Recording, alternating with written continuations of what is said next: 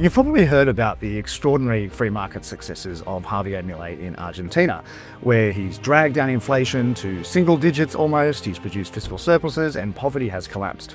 Well, I recently had the good fortune of spending 2 weeks there, where I interviewed a range of fascinating people, including the Minister for Deregulation, whose name is Federico Sturzenegger. In this following interview, which I hope you will enjoy very much, he goes through the intricacies of some of the crazy regulations that existed, including for watermelons. So I have the privilege here of sitting with the Minister for Deregulation of Argentina, Federico Sturzenegger. Thank you very much for joining us. My pleasure. Now I understand that your ministry is one of the new ministries in Argentina. It was created after Milei came to power. So how did that come about? Well, I mean, Milei has kind of two main themes in his administration. One is the idea that the government has to have a fiscal surplus, that a lot of the problems of Argentina come from its fiscal instability. He also thinks that the fiscal surplus has to be achieved by reducing government expenditure, because you can always achieve the fiscal surplus increasing taxes. That's kind of off the books, no? So we've been, this is why this is the Ministry of Deregulation and State Reform.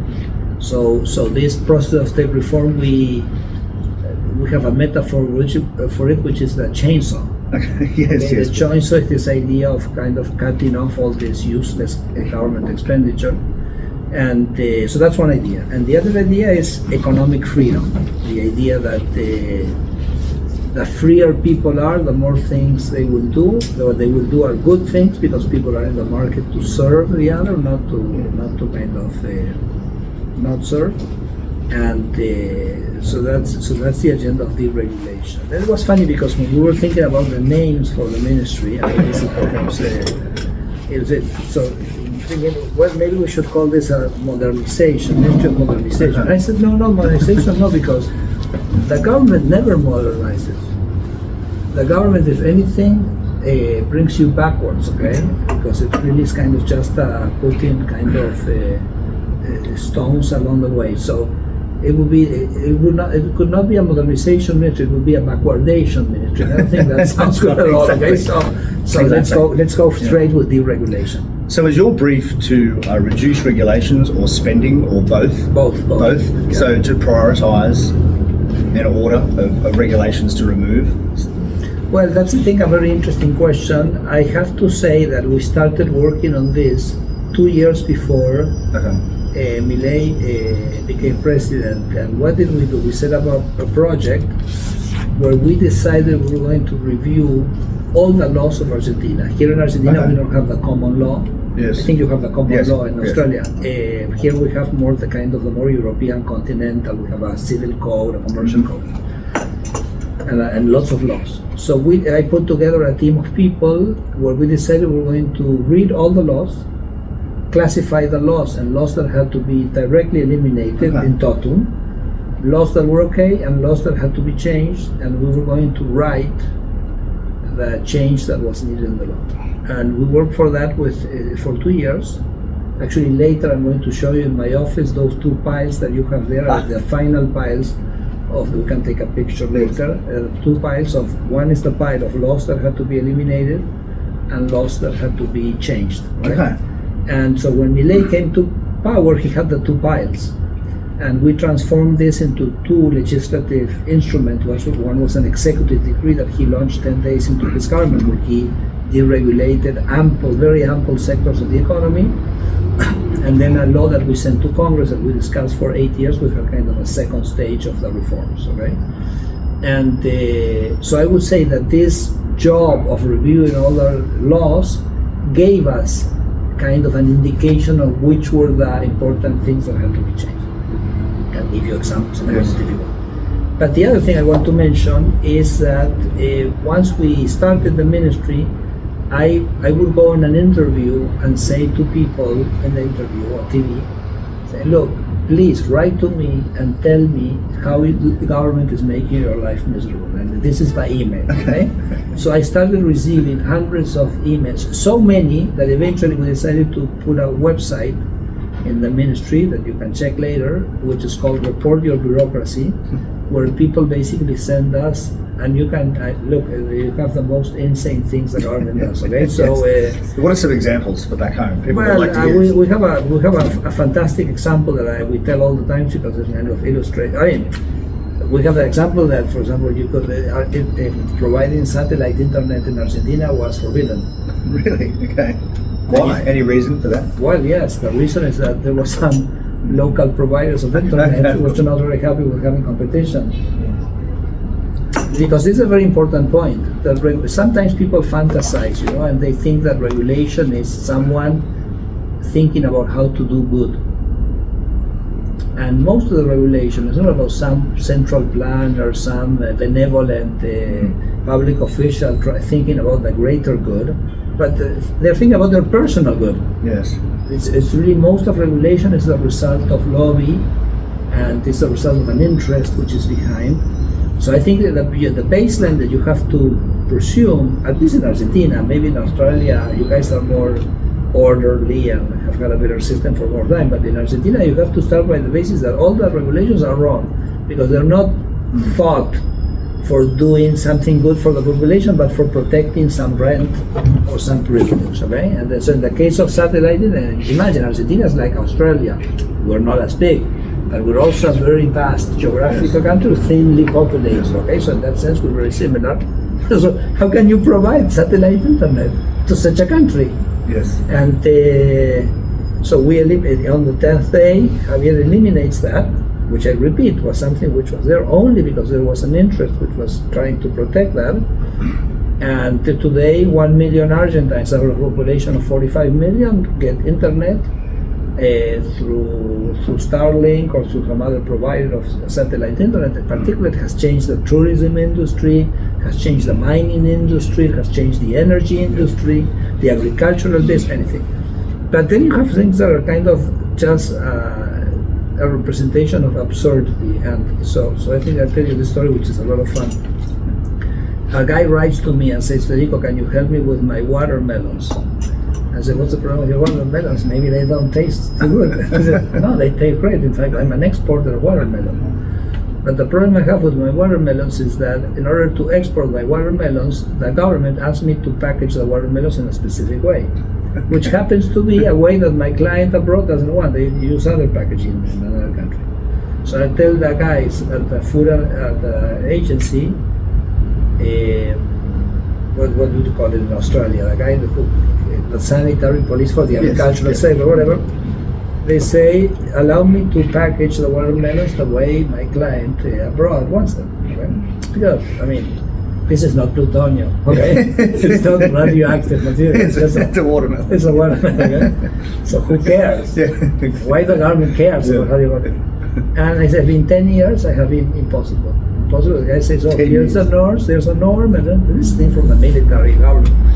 And so I said, okay, let me look at this. And when I started looking, I realized that the guy was just showing me the tip of the iceberg because the amount of regulation that you have in the fruit industry, well, you have to get a PhD in literature to read all that material, okay, before becoming a fruit producer.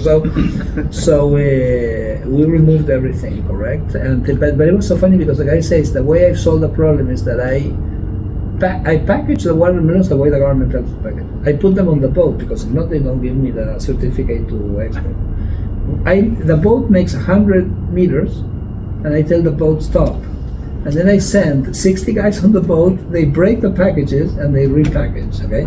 And when I was reading this story, it's extraordinary. I said, this has to be true because, I mean, no one can imagine such absurdity, correct? That's amazing. And, okay, these are the kind of amazing things that you find. And I noticed you tweeted this week on social media the wine regulations. The wine, before wine, and after. And so what were some of the crazy regulations about wine? I think there's an interesting concept there which I want to push. No, I mean, these guys were checking if you wanted to sell an hectare of grapes to someone else, you had to do a process, you had to get an authorization, you had to submit to the Institute of Tractors the motor number of the tractor. Total absurd thing. But the concept I want to, which I think is interesting, is that sometimes I think that regulatory agencies have a monopoly. When they have a monopoly, which means that you are under regulation of a certain regulatory body, but you can't escape because this is a regulatory body, this regulatory body can harass you, can ask you a lot of things, and has no checks and balances. I mean, they can do whatever they want because they are the only ones, correct? They have a monopoly. So I'm trying to introduce the concept that we should have competition for the regulator. What do I mean? Okay, you have a regulated segment, because the regulation supposedly is doing something good. It's solving some problem, asymmetric information, I don't know, something. But if the guy is only bureaucracy, useless, well, maybe you should have the possibility for the producer to choose to operate in an unregulated segment. And you say, okay, what do you want to work in, the regulated segment or in the unregulated? I'll give you an example with wine. With wine, one important thing of wine, as an Australian, you know this very well, is tracking the region. And okay, this grape is from some particular area. I don't know what is an important grape area in Australia. The Barossa Valley, so. Okay, whatever. And so you need to have a certificate that the wine is from that area, correct? And you have to proceed. So here the Wine Institute gave you that. So one of the reforms that we've done is that now you're not required to do that. You can do that. So what's going to happen is, because the private sector also offers that certification, if the wine institute, the public sector wine institute, doesn't provide a quality of service for the issuing of that certificate, which is at the same level as the private sector, people will go to the private sector. You see, so the competition that before you had to do it with the government. So it was a nightmare for people. So I think this concept of competition, having a segment which is unregulated, is also going to improve the quality of regulation. What sort of public sector workforce was required to enforce all these regulations? Like thousands and thousands, I imagine. To enforce the regulations? Yeah, to enforce the old regulations. It must have been. Yesterday in cabinet meeting, the President Milei was telling us that in the Soviet Union, you had 2 million people in the price setting department. 2 million. It's amazing. It's amazing. That's great. So now, well, I mean, you have a whole bureaucratic machine here. And I would say that if you ask me today which is the area of resistance to reform, I would say that it's mostly the bureaucracy, because as I was telling you, most of the regulation is the result of interest. But here, in order to break those interests which are going to resist the regulation, my biggest ally is the President Milei, because President Milei is someone who's very active in social media. So he's permanently supporting the reforms. So I say, I'm going to deregulate this industry. Immediately the President Milei retweets my statement. Yes, okay. And then he basically, so the guys who are going to lobby against the deregulation, they say, well, I mean, the President has already said that he supports this. So I'm not getting so much of a pushback from the old beneficiaries of the regulation in terms of the regulation. But the bureaucracy is also an interested party, because for the bureaucracy, all this regulation is an opportunity for corruption, it's power, it's employment, it's something to do with their lives, etc. So they are sometimes they resist also, and it's kind of a fight which sometimes is a bit more tedious to do. Yes. The president, as I understand it, reduced the headcount by 50,000 people when he came in the federal bureaucracy. Were many of those people in the enforcement area in various regulations? No, it was much worse than that. For example, if you take the centralized government plus public state enterprises, we had 300,000 people. Okay. And we already have foregone 60,000 of the 300. So that's just the federal level, not state. Federal level, just federal. The president says, guys, we were voted for the federal government, we focus on this. We eventually will go to the electoral competition for the governorships, and then we'll deal with the provincial level government. So 20%. But I mean, the Australians which are listening to us or which are reading what you're going to write are not going to understand what I'm going to say. But the amount of corruption in the employment. For example, in Argentina we have something, you know gnocchi, correct? Yes. Italian. But there's a tradition in Italy that gnocchis are eaten on the 29th of each month. I didn't know that. Okay, all right, now you know. And so here we have the gnocchi employee. So which is a gnocchi employee? It's the only one that shows only on the 29th to get his paycheck, okay? And then doesn't show up again. Okay? That's amazing. That's a gnocchi employee, okay? So that you understand. So for example, we found parallel ministries. For example, we had the Ministry of Social Development, the official, Yes. and then we had a parallel ministry, and you had 3,000 people. And basically, there was just people who were, they were not working, they were just getting their paycheck, correct? This is the amount of corruption and efficiency we inherited, okay? So we've basically been getting rid of all that. We still have a significant road ahead. And this has become, I think, one of the most interesting things of Milei is the following, that he reduced government expenditure 5% of GDP in 1 month, right? We've then implemented this chainsaw thing. This chainsaw, which is one of the most popular things that you can find, because for some reason they convinced us that if you reduce government expenditure, it was going to be unpopular. No, here it's popular. Yes. Because the government expenditure, someone is paying for it. So you're paying, the government is taking your money, and the politicians are saying, give me your money, that I'll spend it for you, but don't worry, I'll do something great for you, okay? And Milei says, no.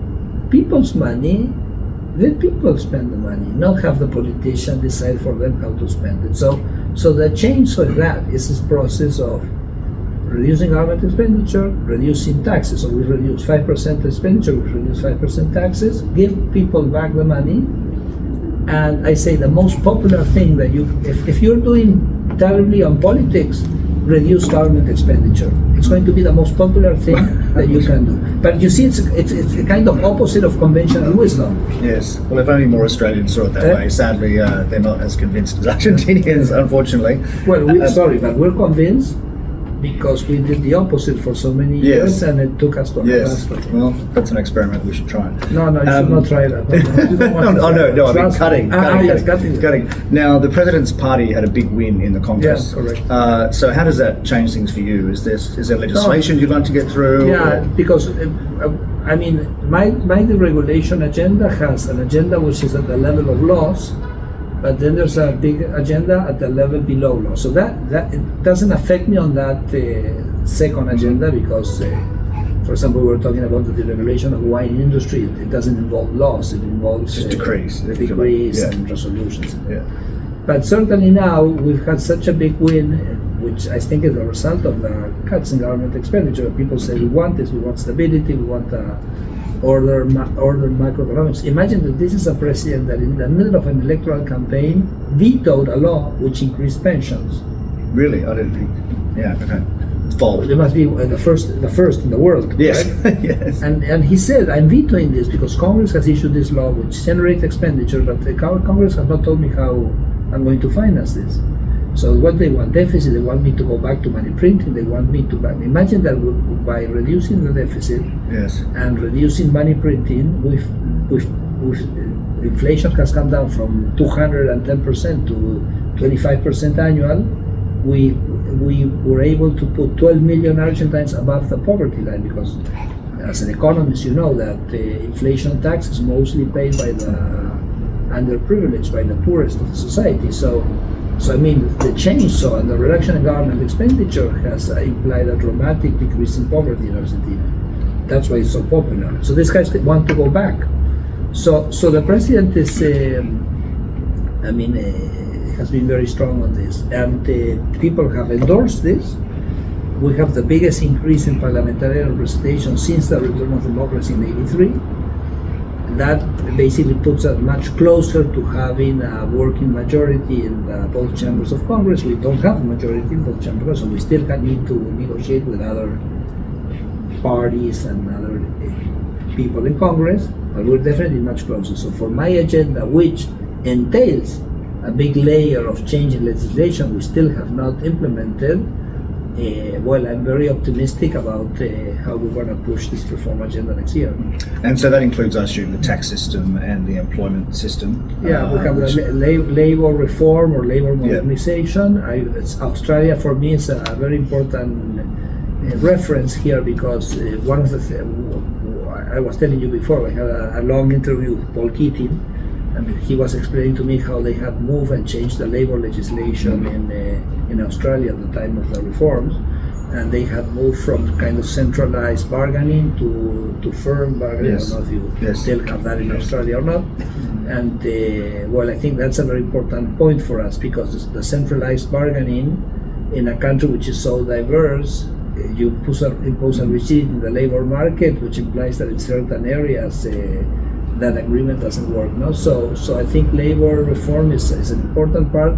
Tax reform, I'm not involved in that. That's the finance minister. Yeah, but that's an important part. We have also reform of the penal code because the president also has an agenda on security issues. And but then you have a number of kind of more sectorial reforms that we have to push next year. Yeah, and so what specifically is your top priority for 2026? No, I would say the labor, the change in the labor legislation is the top priority, and we're going to work on this during this summer.